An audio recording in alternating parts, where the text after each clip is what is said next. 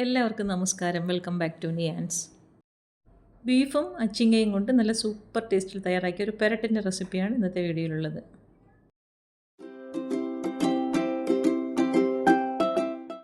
അപ്പോൾ ഇത് തയ്യാറാക്കുന്നതിന് വേണ്ടി ഇത്രത്തോളം നീളൻ പയറെടുത്തിട്ടുണ്ട്. അത് ഇതേപോലെ കുറച്ച് നീളത്തിലൊന്ന് കട്ട് ചെയ്തെടുക്കുക. ഏകദേശം 1 ഇഞ്ച് വലുപ്പത്തിലാണ് കട്ട് ചെയ്തെടുത്തിരിക്കുന്നത്. നന്നായിട്ട് കഴുകി വൃത്തിയാക്കിയതാണ്. അപ്പോൾ ഈ ഒരു രീതിയിലെല്ലാം കട്ട് ചെയ്തെടുക്കാം. ഒരുപാട് വിളയാത്ത ഇളം പരുവത്തിലുള്ള പയർ വേണം ഇതിനു വേണ്ടി എടുക്കാൻ. അപ്പോൾ ഈ ഒരു രീതിയിൽ എടുത്തു വെച്ചിരിക്കുന്ന പയറെല്ലാം കട്ട് ചെയ്ത് മാറ്റിയിട്ടുണ്ട്. ഇനി നമുക്ക് ചട്ടി അടുപ്പത്തേക്ക് വെച്ച് കൊടുത്ത് അതിലേക്ക് വെളിച്ചെണ്ണ ഒഴിച്ചു കൊടുക്കാം. വെളിച്ചെണ്ണ നന്നായി ചൂടായി വരുമ്പോൾ കടുകും വറ്റൽമുളകും കറിവേപ്പിലയും ഇട്ട് കൊടുത്ത് നന്നായിട്ടൊന്ന് മൂപ്പിച്ചെടുക്കാം. ഇത് മൂത്ത് വരുമ്പോഴേക്കും കുറച്ചധികം ചെറിയ ഉള്ളി വേണം. ഏകദേശം ഒരു 25-30ഓളം ചെറിയ ഉള്ളി വളരെ കനം കുറച്ച് ചെറുതായിട്ട് അരിഞ്ഞതാണ്.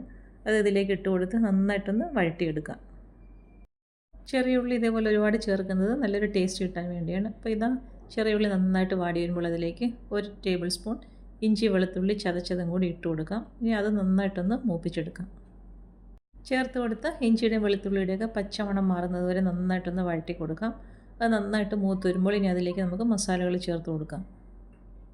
അപ്പോൾ അതെല്ലാം നന്നായിട്ട് വഴണ്ട് കിട്ടിയിട്ടുണ്ട്. ഈ സമയത്ത് ഇതിലേക്ക് 1 ടീസ്പൂൺ മുളക് പൊടിയും 1 ടീസ്പൂൺ മല്ലിപ്പൊടിയും 1/4 ടീസ്പൂണോളം മഞ്ഞൾപ്പൊടിയും 1/2 ടീസ്പൂൺ ഗരം മസാലയും 1 ടീസ്പൂൺ കാശ്മീരി മുളക് പൊടിയും കൂടി ചേർത്ത് കൊടുക്കാം. ഇനി ചേർത്ത് കൊടുത്ത മസാലയുടെയൊക്കെ പച്ചമണം മാറുന്നത് വരെ നന്നായിട്ടൊന്ന് മൂപ്പിച്ചെടുക്കാം. ഫ്ലെയിം സിമ്മിലാക്കി കൊടുത്ത് ചേർത്ത് കൊടുത്ത മസാലയുടെയൊക്കെ പച്ചമണം മാറുന്നത് വരെ നന്നായിട്ട് മൂപ്പിച്ചെടുക്കാം. അതിനുശേഷം ഈ ഒരു വലുപ്പത്തിലുള്ള തക്കാളി എടുത്ത് വെച്ചിട്ടുണ്ട്. അതൊന്ന് അരിഞ്ഞ് ഇതിലേക്ക് ചേർത്ത് കൊടുക്കാം. തക്കാളിയും ചേർത്ത് കൊടുത്ത് നന്നായിട്ടൊന്ന് വഴറ്റി കൊടുത്തതിന് ശേഷം മൂടി വെച്ച് തക്കാളി വേകുന്നത് വരെ ഒന്ന് വെയിറ്റ് ചെയ്യാം. അപ്പോൾ തക്കാളി നന്നായിട്ട് വെന്ത് വന്നിട്ടുണ്ട്. ഇനി സ്പൂൺ ഉപയോഗിച്ച് ചേർത്ത് കൊടുത്ത് തക്കാളി നന്നായിട്ടൊന്ന് ഉടച്ചെടുക്കാം. തക്കാളി ഇട്ട് കൊടുത്ത് 2 മിനിറ്റോളം വെയിറ്റ് ചെയ്താൽ മതിയാകും. തക്കാളി നന്നായിട്ട് വെന്ത് കിട്ടും. ഇതുപോലെ ഉടച്ചതിന് ശേഷം ഇനി നമുക്കിതിലേക്ക് പയർ ചേർത്ത് കൊടുക്കാം. പയർ ഇതിലേക്ക് ഇട്ട് കൊടുത്തതിന് ശേഷം ആവശ്യത്തിനുള്ള ഉപ്പും കൂടി ചേർത്ത് കൊടുക്കാം. എന്നിട്ട് മസാലയൊക്കെ നന്നായിട്ട് പയറിൽ പിടിക്കത്തക്ക രീതിയിൽ നല്ലതുപോലെ ഒന്ന് മിക്സ് ചെയ്ത് കൊടുക്കാം. ഇതേപോലെ മസാല നന്നായിട്ട് യോജിപ്പിച്ചതിന് ശേഷം ഇനി ഇതിലേക്ക് ചേർത്ത് കൊടുക്കേണ്ടത് ചൂടുവെള്ളമാണ്. ഏകദേശം 1/2 കപ്പോളം ചൂടുവെള്ളം ഇതിലേക്ക് ഒഴിച്ചു കൊടുക്കാം. ചൂടുവെള്ളം തന്നെ ഇതിലേക്ക് ചേർത്ത് കൊടുക്കണം. അപ്പോൾ വെള്ളവും ചേർത്ത് കൊടുത്ത് നന്നായിട്ടൊന്ന് മിക്സ് ചെയ്ത് കൊടുക്കാം. അപ്പോൾ പയറിന് കുറച്ച് വേവുള്ളതാണല്ലോ.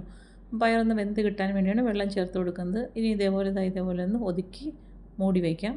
മൂടി വെച്ച് പയർ വേകുന്നത് വരെ ഒന്ന് വെയിറ്റ് ചെയ്യാം. അപ്പോൾ ഇങ്ങനെ മൂടി വെച്ചതിന് ശേഷം ഏകദേശം 2 മിനിറ്റ് കഴിഞ്ഞ് അപ്പം ചേർത്ത് കൊടുത്ത വെള്ളമൊക്കെ വറ്റി പയർ ഒരു പകുതി വേവായിട്ടുണ്ട്. വീണ്ടും ഇതേപോലെ തന്നെ ഇളക്കി ഇതേപോലെ ഒന്ന് യോജിപ്പിച്ച് വെച്ച് കൊടുക്കാം. വീണ്ടും ഒന്ന് മൂടി വയ്ക്കാം. ഇതൊരു 100 ഗ്രാം ബീഫുണ്ട്. ഉപ്പും മഞ്ഞളും ചേർത്ത് കുക്കറിൽ വേവിച്ചെടുത്തതാണ്. അത് മാറ്റി വെച്ചേക്കാം. അപ്പോൾ വീണ്ടും അടപ്പ് തുറന്നിട്ട് ഒന്നുകൂടി ഒന്ന് ഇളക്കി കൊടുക്കാം. അപ്പം പയർ നന്നായിട്ട് വെന്ത് വന്നിട്ടുണ്ട്. ഇനി ഈ ഒരു സമയമാകുമ്പോഴേക്കും നമുക്ക് ബീഫ് ഇതിലേക്ക് ചേർത്ത് കൊടുക്കണം. അപ്പം നടുവിലായിട്ട് ഇതേപോലെ ബീഫ് ഇട്ട് കൊടുത്തിട്ട് പയറെല്ലാം നമുക്ക് അതിൻ്റെ പുറത്താക്കി ആക്കി കൊടുക്കാം. വീണ്ടും നല്ലതുപോലെ ഒന്ന് യോജിപ്പിച്ച് പയർ മുകളിൽ വരത്തക്ക രീതിയിലൊന്ന് ഒതുക്കി വെച്ച് കൊടുക്കാം. ബീഫ് ഇട്ട് കൊടുത്തതിന് ശേഷം ഫ്ലെയിം നന്നായി സിമ്മിലാക്കി ഒരു 3 മിനിറ്റോളം വെയിറ്റ് ചെയ്യാം. വീണ്ടും മൂടി തുറന്നിട്ട് നന്നായിട്ടൊന്ന് മിക്സ് ചെയ്ത് കൊടുക്കാം. നമ്മൾ ഈ സാധനങ്ങളൊക്കെ പുരട്ടിയെടുക്കുന്ന പറഞ്ഞാൽ അത്യാവശ്യം സമയം എടുക്കുന്ന ഒരു ജോലിയാണ്. അപ്പോൾ ഫ്ലെയിമൊക്കെ അഡ്ജസ്റ്റ് ചെയ്തിട്ട് എത്രത്തോളം അടുപ്പിലിട്ട് നന്നായിട്ട് ഇളക്കി തയ്യാറാക്കി എടുക്കുന്നു അത്രത്തോളം ടേസ്റ്റ് കിട്ടും. അപ്പോൾ അതങ്ങനെ ഈ ഒരു രീതിയിൽ നന്നായിട്ട് ഇളക്കി അടുപ്പിൽ നിന്ന് മാറ്റാം. ഇനി ഇതിലേക്ക് കുറച്ച് തേങ്ങാക്കൊത്തും കറിവേപ്പിലയും കൂടെ മൂപ്പിച്ചിടണം. അത് നെയ്യിലാണ് മൂപ്പിച്ചിടേണ്ടത്. 1 ടീസ്പൂണോളം നെയ്യ് ഒഴിച്ചു കൊടുക്കാം. അതിലേക്ക് തേങ്ങാക്കൊത്തും കറിവേപ്പിലയും ഇട്ട് കൊടുത്ത് മൂപ്പിച്ചിട്ട് നമുക്ക് ഈ പെരട്ടിലേക്ക് ഒഴിച്ചു കൊടുക്കാം. തേങ്ങ ഒരുപാട് കളർ മാറിപ്പോണ്ട ആവശ്യമില്ല. ഈ ഒരു രീതിയിൽ പരുവാകുമ്പോഴേക്കും ഫ്ലെയിം ഓഫ് ചെയ്തിട്ട് തയ്യാറാക്കി വെച്ചിരിക്കുന്ന പെരട്ടിലേക്ക് ഒഴിച്ചു കൊടുക്കാം. അത് ഒഴിച്ചു കൊടുത്തതിന് ശേഷം നന്നായിട്ട് ആ നെയ്യും തേങ്ങാക്കൊത്തും കറിവേപ്പിലയൊക്കെ എല്ലാ ഭാഗത്താകത്തക്ക രീതിയിൽ നല്ലതുപോലെ ഒന്ന് ഇളക്കി കൊടുക്കാം. ഇത്രയേ ഉള്ളൂ. സൂപ്പർ ടേസ്റ്റിൽ തയ്യാറാക്കിയ അച്ചിങ്ങ ബീഫ് പെരട്ട് തയ്യാറായി കഴിഞ്ഞു. അച്ചിങ്ങയും ബീഫും കൊണ്ട് ഈ ഒരു രീതിയിലൊന്ന് തയ്യാറാക്കി നോക്കൂ. അപ്പോൾ ഇന്നത്തെ വീഡിയോ ഇത്രയേ ഉള്ളൂ. ഇഷ്ടമായ ലൈക്ക് ചെയ്ത് സബ്സ്ക്രൈബ് ചെയ്ത് സപ്പോർട്ട് ചെയ്തേക്കൂ. വീണ്ടും അടുത്ത വീഡിയോയിൽ കാണുന്നതുവരെ bye from Niyans. Thanks for watching.